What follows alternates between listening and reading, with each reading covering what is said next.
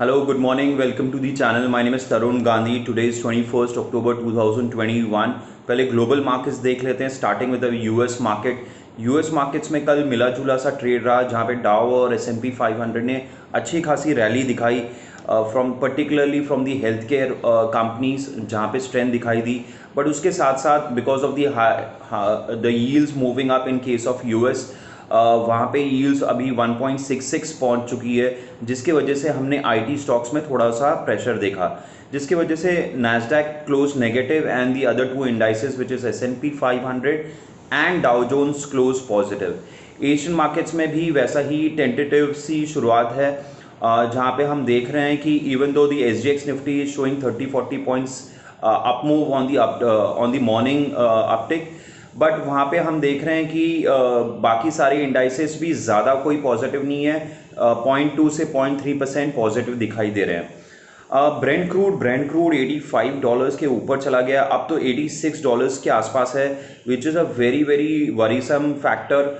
और ये even though the markets are not factoring in, but ये सारा ही ब्रेंट क्रूड जब ऊपर जाता है तो सारे ही इनपुट कॉस्ट हमारी ऊपर चली जाती है, जो कि बहुत ज़्यादा प्रेशर डालेगा खास करके इंडिया में, क्योंकि India imports more actually 80% of the crude oil.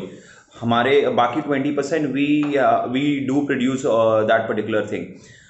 सो ये कि एक चिंता का विषय है। गोल्ड हैज़ अप थोड़ा ऊपर आया है, $1784 पर आउंस के आसपास आया है, रुपी 7480 के आसपास ट्रेड कर रहा है। और कल FI ने जमकर बिकवाली की है। FI ने करीबन 1843 करोड़ की बिकवाली की है और DI ने 1680 करोड़ की बिकवाली की है। 10 ईयर G-Sec स्टेबल ट्रेड कर रहा है 6.37, बट ये शुरू हुआ था जब 6.1 6.12 के आसपास ट्रेड कर रहा था और वहाँ से ये 6.37 आ चुका है, factoring in the inflation pressure which is there in the market. Nifty का जो इम्पोर्टेंट सपोर्ट रहेगा, कल जिस तरीके से मार्केट में गिरावट हुई है खास करके स्टॉक्स में, पर्टिकुलर स्टॉक्स में, तो हम देख रहे हैं कि यहाँ पे हमें कॉशियस स्टैंस लेना पड़ेगा। और मैं काफ़ी दिनों से, मेरे ख्याल से 3-4 हफ्तों से कह रहा हूँ, even though the exuberance is there, you need to be very cautious. और आपको जो कि हाई बीटा काउंटर्स है उससे थोड़ा आपको बच के रहना पड़ेगा। निफ्टी का इम्पोर्टेंट जो सपोर्ट अब है वो है 18,200 और इसके नीचे 18,100 150। इवन दो मुझे लगता है कि टूवर्ड्स दिवाली या बिफोर दिवाली यहाँ पे इतनी ज़्यादा वीकनेस हो नहीं सकती है, बट आपको कॉशियस रहना पड़ेगा और आपके पोर्टफोलियो को थोड़ा बहुत रीचेक करना ज़रूरी है। रेजिस्टेंस रहेगा 18,450 का। ये जो मेजर सपोर्ट जो आ रहा है ये सिर्फ और सिर्फ बैंकिंग सेक्टर की वजह से आ रहा है। अब हम देख रहे हैं लास्ट 2-3 दिनों से या एक हफ्ते से, क्योंकि कल भी हमने देखा कि बैंकिंग इंडेक्स वो slightly negative, but index was down by around almost like 100-150 points. फिर से एवरग्रांड का जो रियल एस्टेट स्टॉक है इन चाइनीज़ मार्केट, वो 2 हफ्तों के बाद फिर से लिस्ट हुआ है और खुलते ही 10% लोअर उसने ओपनिंग टिक दिखाई है, जहाँ पे उनकी जो डील थी $2.6 बिलियन की वो कैंसिल हो चुकी है, जिसकी वजह से 10% का डाउनफॉल हमने देखा एवरग्रांड स्टॉक में। बिटकॉइन, जो कि बहुत सारे लोग बिटकॉइंस में इंटरेस्ट रखते हैं, उनके लिए एक अच्छी खबर है कि it is move to new lifetime high at around $67,000। Even though I don't do bitcoin और एनी अदर वर्चुअल करेंसीज और क्रिप्टो करेंसीज, बट ये after the listing in the NYSE bitcoin has moved and move to a higher level. देखते ये कब तक sustainable है, even though people are very enthu about the crypto currencies.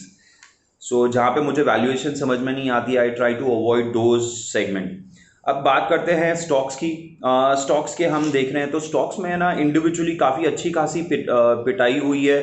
तो जैसे मैं कह रहा हूँ, इंडेक्स उतना वीकनेस नहीं दिखा रहा जितना स्टॉक वीकनेस दिखा रहा है, खास करके IRCTC और बहुत सारे ऐसे हाई बीटा स्टॉक्स है जो कि एक्सुबरेंस के वैल्यूएशन पे चली गई थी, वहाँ पे अच्छी खासी पिटाई देख रहे हैं हम। तो मेरा मानना यही है कि आपको अब वैल्यू स्टॉक्स में देखना चाहिए कहाँ पे वैल्यू है इस टाइम पे। जो वैल्यू मुझे समझ में आती है, जो सेक्टर मुझे समझ में आता है इस टाइम पे, वो है बैंकिंग स्टॉक्स। मैं फिर से रिपीट कर रहा हूँ, ऑटो स्टॉक्स जहाँ पे कंफर्ट है। दूसरा किसी हद तक एफएमसीजी में मैं कहूँ तो आईटीसी एक स्टॉक है जहाँ पे मुझे कंफर्ट आता है, और किसी हद तक टेक्सटाइल स्टॉक्स। ये कुछ सेगमेंट्स हैं जहाँ पे मेरा कंफर्ट है। और लास्टली सॉरी, मैंने मिस आउट किया इंफ्रा एज अ स्पेस, जहाँ पे मैं एक दो स्टॉक्स में पॉजिटिव हूँ, वो है एलएनटी एज अ स्टॉक। सो ये कुछ स्टॉक्स हैं जहाँ पे मैं पॉजिटिव रहा हूँ। ज़्यादा इसमें मैं और डिटेल में नहीं जाऊँगा क्योंकि ये काफ़ी मैं रिपीटेटिव हो रहा हूँ, particularly repeating the number of stocks which we are positive. But मेरा अगेन रिक्वेस्ट रहेगा सबसे कि अपने पोर्टफोलियो को ध्यान से देखिए, कोई हाई बीटा स्टॉक आपके पोर्टफोलियो में है या नहीं है। क्योंकि जिस तरीके से हम लेवल्स पे ट्रेड कर रहे हैं, हो सकता है कि दिवाली तक फिर से एक नया हाई बना दे। आपके स्टॉक्स जो हाई बीटा स्टॉक्स हैं फिर से अच्छे खासे मूव करें, but you need to be very very cautious. आप ऊपर के 5% या 7% छोड़ सकते हो, बट जैसे ही ये आपका नेगेटिव पोर्टफोलियो हो जाएगा तो आप बेच नहीं पाओगे। और जनरली स्पीकिंग लोग लॉस में बेच नहीं पाते हैं और अपनी पोजीशन में अटक जाते हैं, और वो फिर 10, 15, 20, 25% फॉल देखने के लिए मजबूर हो जाते हैं अपने स्टॉक्स को, फिर भी नहीं बेचते हैं। तो इसलिए मैं कहूँगा कि अगर आपके कोई स्टॉक्स हैं जो कि हाई बीटा काउंटर्स हैं तो आप उसमें कॉशियस रहिए। अगर अगर आप ओके है ऊपर के 5% 7% छोड़ने, खास करके मैं फिर से बता रहा हूँ, हाई बीटा काउंटर्स जहाँ पे वैल्यूएशन एकदम एक्सिबरेंस में रही है और हर कोई उस स्टॉक के बारे में बात कर रहा है, ऐसे स्टॉक से आपको बच के रहना चाहिए। आपको सिर्फ और सिर्फ वैल्यू स्टॉक्स में आपको ध्यान देना चाहिए जहाँ पे the PE is comfortable, the valuations are comfortable, the balance sheet is comfortable and the outlook is positive. So ऐसे स्टॉक्स में आपको बने रहना चाहिए। यही मेरा एडवाइस रहेगा आज के लिए। बाकी मैं स्टॉक्स में ज़्यादा जाऊंगा नहीं क्योंकि सेम स्टॉक्स मैं रिपीट करूंगा। तो अगर ये आपको वीडियो अच्छा लगा तो प्लीज़ लाइक एंड सब्सक्राइब कीजिए, अपने फ्रेंड्स और कलीग्स के साथ शेयर कीजिए, अपने फैमिली मेम्बर्स के साथ, अपने ग्रुप में।